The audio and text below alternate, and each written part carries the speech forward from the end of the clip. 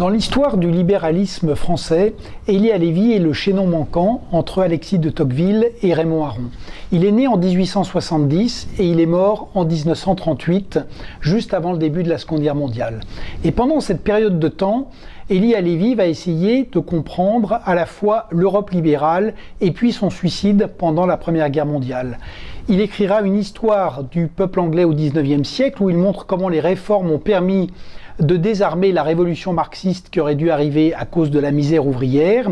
Et puis ensuite, s'étant engagé comme infirmier dans l'armée française, il pense le premier conflit mondial et le basculement du monde.